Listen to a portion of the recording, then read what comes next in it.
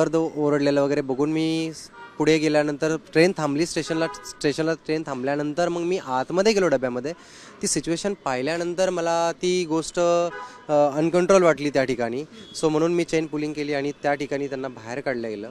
बाहेर काढल्या गेल्यानंतर त्यांना मी त्या कठड्यावरती झोपवलं.